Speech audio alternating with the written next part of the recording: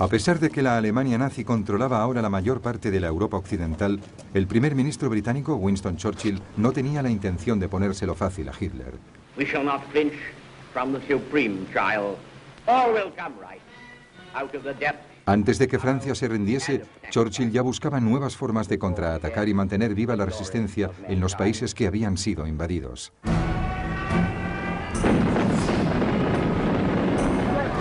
El 3 de junio de 1940, en el mismo momento en que los últimos soldados estaban siendo evacuados de las playas de Dunkerque, Churchill escribía a sus jefes de Estado Mayor exigiéndoles la formación de fuerzas de asalto que pudiesen atacar las costas de la Europa ocupada. En pocos días se hizo público en el ejército un llamamiento para reclutar voluntarios con el objeto de crear una fuerza de 5.000 hombres.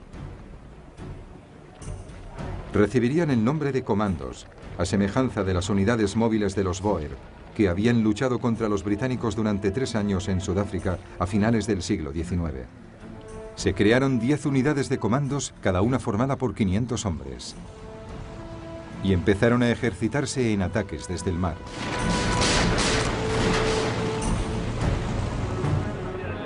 Se ordenó que una unidad se especializara en el lanzamiento en paracaídas y en la utilización de planeadores de asalto.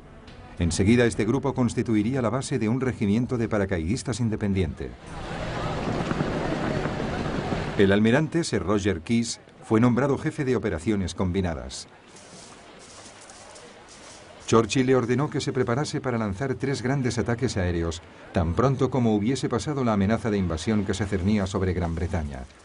Lo primero que hizo el almirante Keyes fue buscar un tipo de embarcación que permitiera a sus tropas desembarcar de manera rápida.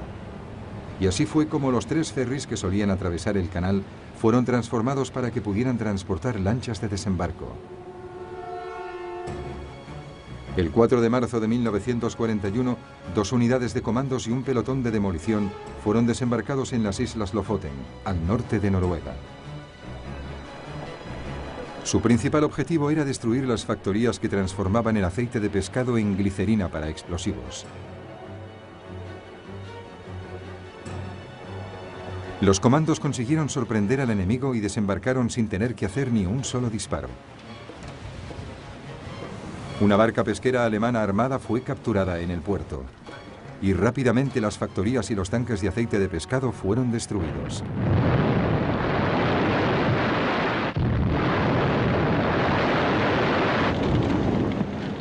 Un oficial no pudo resistir la tentación de utilizar la oficina de correos local para enviar un telegrama a Hitler en Berlín. Decía así: en su último discurso usted afirmaba que fuese cual fuese el lugar del continente europeo en el que las tropas británicas desembarcaran, los soldados alemanes les estarían esperando. Pues bien, dígame, ¿dónde están? A continuación, en una incursión terrestre, los comandos detuvieron a 60 colaboradores noruegos identificados por los habitantes locales.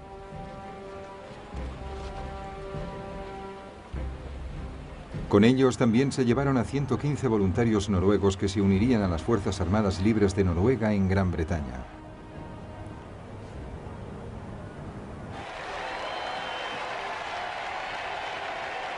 El asalto a las Islas Lofoten significó un éxito rotundo en el ámbito de las relaciones públicas aliadas y un gran espaldarazo a la moral británica. Lo que no pudo hacerse público fue el hallazgo de una serie de rotores de una máquina Enigma. Aunque la máquina había sido lanzada al mar desde una barca pesquera armada, su tripulación olvidó deshacerse de los repuestos. Estas piezas iban a ser de vital importancia para los criptógrafos de Bletchley Park en su trabajo para descifrar los códigos navales alemanes.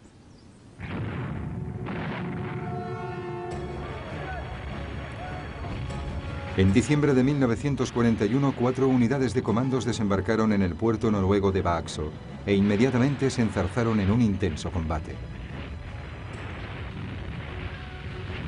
La maniobra de aproximación a Vaxo estaba defendida por los alemanes desde la pequeña isla de Maaløy, donde habían situado su artillería.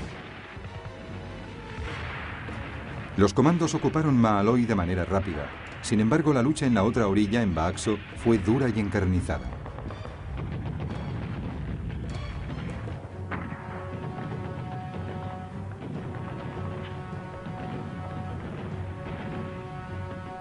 Fueron necesarias varias horas de contienda para someter a la guarnición alemana.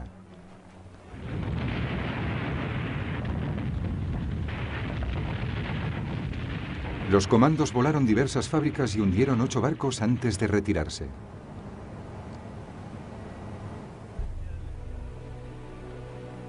Estas incursiones convencieron a Hitler de que antes o después los británicos intentarían retomar Noruega. Durante los 4 años siguientes que duró la guerra, mantuvo allí a 250.000 soldados, hombres que en otros frentes habrían resultado tan vitales como necesarios. Sin embargo, por muy efectivos que fuesen, los asaltos de los comandos no fueron suficientes para Churchill, que necesitaba otras formas de frenar a los nazis. Para ello organizó y puso en marcha los movimientos de resistencia en los países ocupados.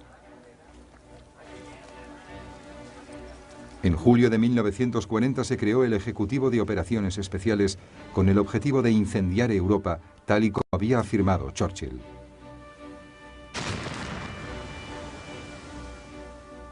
La misión fundamental era el sabotaje de los refuerzos de guerra enemigos, reunir información y preparar a las fuerzas clandestinas.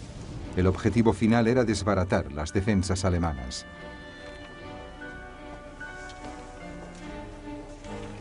La mayor parte de las actividades de este grupo de operaciones especiales se concentraba en Francia. Rápidamente se reclutaron agentes en Gran Bretaña para que establecieran y coordinaran las redes de resistencia francesas. También se entrenó a operadores de radio y a correos para poder contar con su ayuda.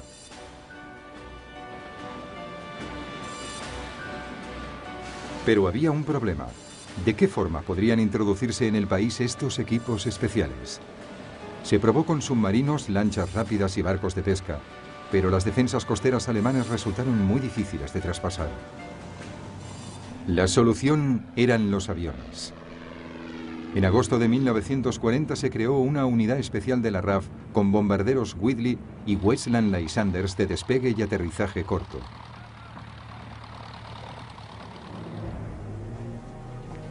Los agentes y el material serían lanzados en paracaídas desde los bombarderos o llevados y recogidos rápidamente por los Lysanders.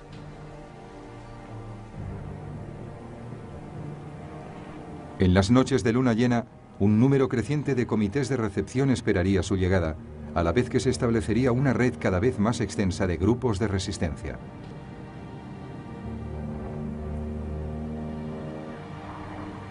Estos grupos iban a ser perseguidos por un sistema cada vez más sofisticado de contraespionaje alemán. Un sistema que utilizaba equipos de radiogoniometría para localizar las radios ocultas y a los agentes dobles para infiltrarlos en las redes de la resistencia. El trabajo de los agentes del Ejecutivo de Operaciones Especiales era muy peligroso y su esperanza de vida era corta. El más pequeño error podía hacer que cayesen en manos de la Gestapo. Muchos de ellos fueron sometidos a torturas y murieron. A pesar de ello, Churchill estaba convencido de que valía la pena. Mantener viva la resistencia en los países ocupados era vital para millones de personas que confiaban en que la liberación llegaría algún día.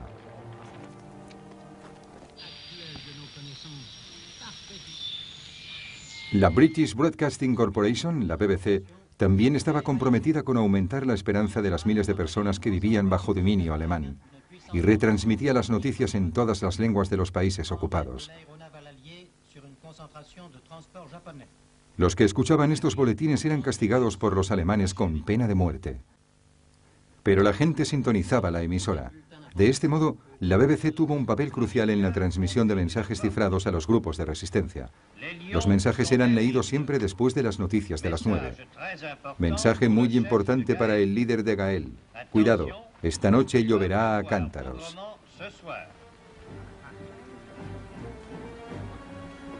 Para muchos pueblos de la Europa ocupada, la perspectiva de la liberación quizás fuera solo un sueño lejano.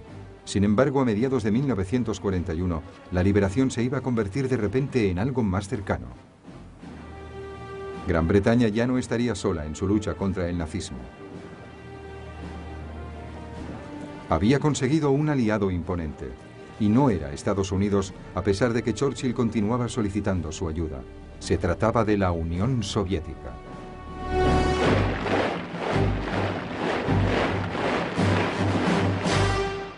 Wir können glücklich sein zu wissen, dass diese Zukunft restlos uns gehört. Adolf Hitler había considerado siempre que la Unión Soviética sería el enemigo último de su régimen. Der sich als Träger seines besten Blutes fühlen und dieses wissend zur Führung der Nation. Odiaba el comunismo y consideraba que los grandes espacios abiertos y los abundantes recursos naturales controlados por la Unión Soviética serían el premio que finalmente permitiría al pueblo alemán ser la raza dominante.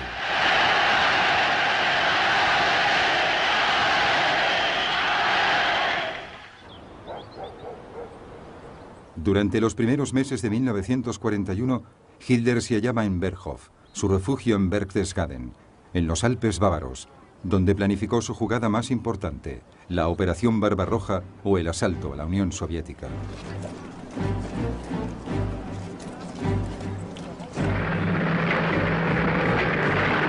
Sus ejércitos fueron desplegados en el este y se reforzaron sus equipamientos para lo que constituiría su mayor desafío. En teoría, la Unión Soviética aún era la aliada de Hitler y Stalin deseaba que lo siguiese siendo, ya que sabía que su propio ejército estaba muy mal preparado para la guerra. El poderoso Ejército Rojo, otrora el más grande y mejor equipado técnicamente del mundo, había sido devastado por las purgas de Stalin a finales de los años 30. 3/4 partes de sus oficiales de alto rango habían sido fusilados o encarcelados. A pesar de las apariencias, esto había provocado un desmoronamiento considerable en la moral, la eficacia y la autoestima del ejército.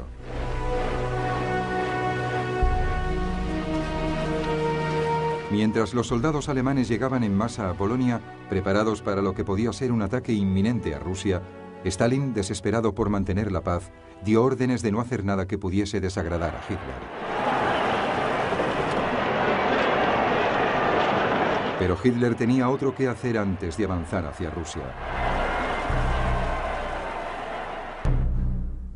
Necesitaba asegurar su flanco meridional. Rumanía, Bulgaria y Hungría aún eran firmes aliados. Pero en marzo de 1941, un gobierno yugoslavo favorable a Alemania fue derrocado por las fuerzas pro-británicas. El país vecino, Grecia, también era pro-británico.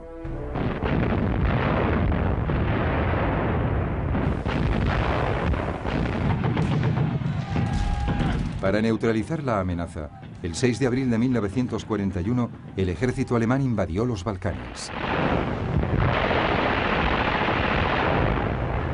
33 divisiones alemanas penetraron en Yugoslavia y rápidamente destruyeron sus defensas. La capital, Belgrado, se rindió el 12 de abril.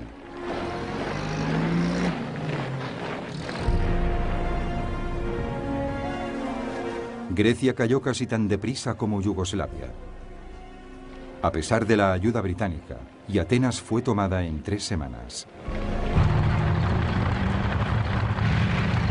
Finalmente, la vía estaba despejada para la Operación Barbarroja.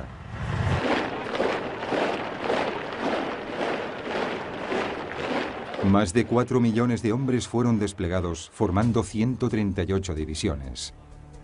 Contaban con la ayuda de más de 3.000 aviones de la Luftwaffe.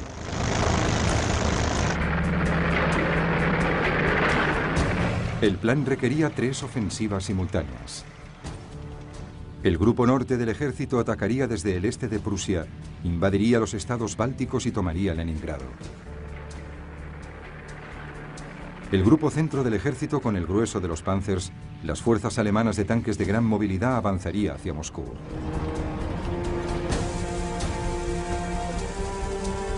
Y el grupo sur del ejército ocuparía Ucrania con su riqueza industrial y agrícola. Cuando Hitler explicó su plan, sus generales se mantuvieron en silencio. Les preocupaba que fuese demasiado ambicioso y que fragmentase sus fuerzas. Pero nadie se atrevió a expresar sus dudas. Alineado frente a ellos estaba el Ejército Rojo, que era mucho mayor y tenía unas 170 divisiones a una distancia operativa del frente occidental.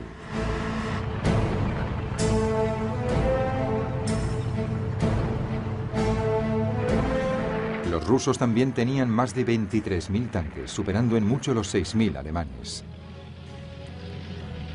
Los tanques soviéticos eran más viejos y menos potentes, pero aún así constituían una imponente fuerza de combate.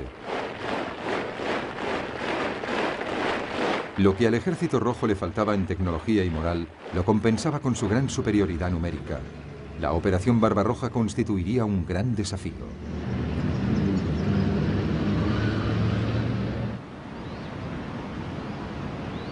La artillería alemana abrió fuego a las 3:15 de la madrugada del 22 de junio de 1941.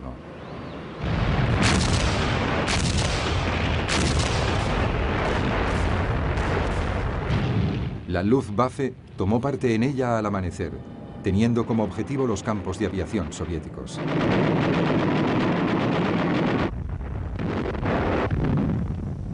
Simultáneamente dio comienzo el ataque por tierra.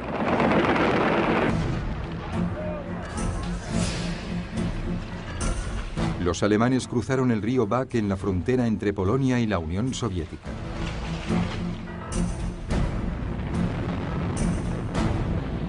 En muy poco tiempo, los Panzers de Hitler penetraban por el este en territorio soviético.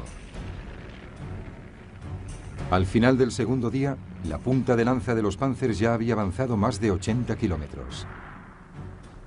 Mal coordinados, los contraataques del Ejército Rojo fueron rápidamente rechazados.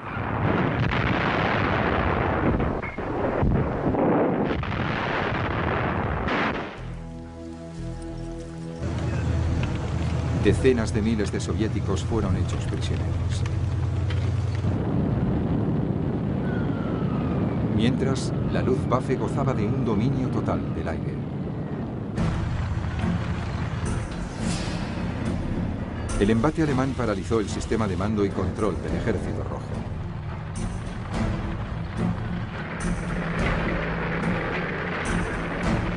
El 29 de junio, 7 días después de comenzado el ataque, dos arremetidas de Panzer se reunían cerca de Minsk, rodeando dos enormes bolsas de tropas soviéticas.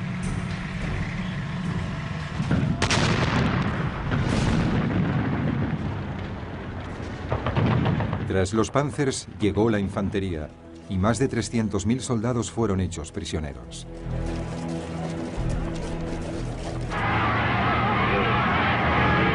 En numerosas ocasiones, los alemanes fueron recibidos como libertadores, especialmente en Ucrania, en donde existía un sentimiento antirruso muy difundido.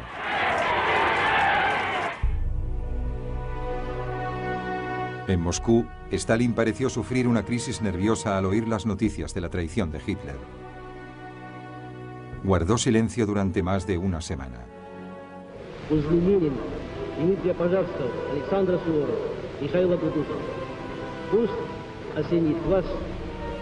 Hasta el 3 de julio no hizo un llamamiento al patriotismo de su pueblo para salvar la gran madre patria.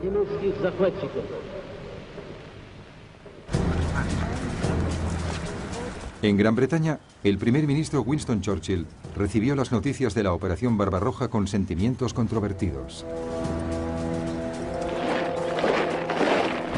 Significaba que el país ya no estaba solo.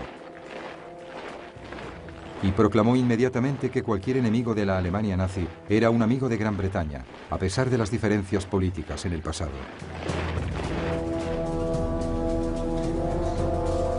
Churchill envió una delegación a Moscú para que firmase un tratado de asistencia mutua con el ministro soviético de Asuntos Extranjeros, Vyacheslav Molotov. Pero aparte de enviar ayuda por mar, en aquel momento preciso Gran Bretaña no podía hacer mucha cosa más para ayudar a la Unión Soviética.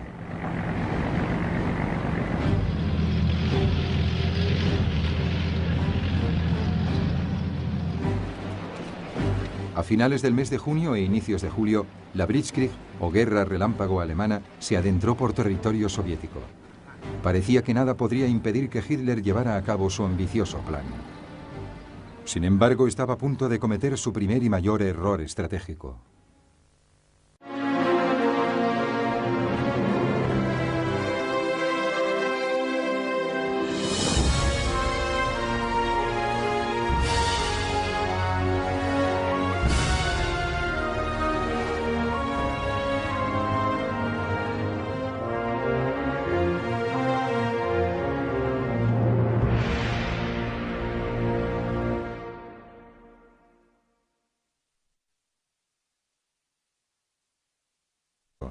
Enseguida este grupo constituiría la base de un regimiento de paracaidistas independiente. El almirante Sir Roger Keyes fue nombrado jefe de operaciones combinadas. Churchill le ordenó que se preparase para lanzar 3 grandes ataques aéreos, tan pronto como hubiese pasado la amenaza de invasión que se cernía sobre Gran Bretaña. Lo primero que hizo el almirante Keyes fue buscar un tipo de embarcación que permitiera a sus tropas desembarcar de manera rápida. Y así fue como los 3 ferries que solían atracar recibirían el nombre de comandos, a semejanza de las unidades móviles de los Boer, que habían luchado contra los británicos durante 3 años en Sudáfrica a finales del siglo XIX. Se crearon 10 unidades de comandos, cada una formada por 500 hombres. Y empezaron a ejercitarse en ataques desde el mar.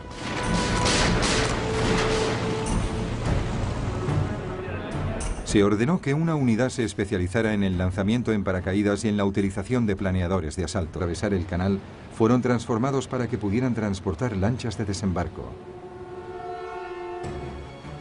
El 4 de marzo de 1941, 2 unidades de comandos y un pelotón de demolición fueron desembarcados en las Islas Lofoten, al norte de Noruega. Su principal objetivo era destruir las factorías que transformaban el aceite de pescado en glicerina para explosivos. Los comandos consiguieron sorprender al enemigo y desembarcar.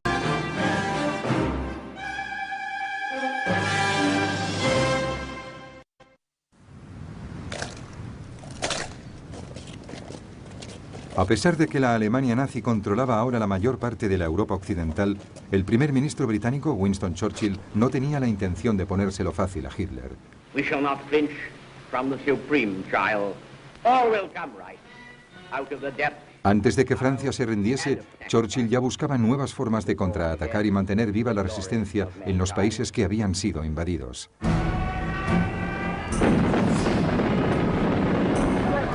El 3 de junio de 1940, en el mismo momento en que los últimos soldados estaban siendo evacuados de las playas de Dunkerque, Churchill escribía a sus jefes de Estado Mayor exigiéndoles la formación de fuerzas de asalto que pudiesen atacar las costas de la Europa ocupada. En pocos días se hizo público en el ejército un llamamiento para reclutar voluntarios con el objeto de crear una fuerza de 5.000 hombres.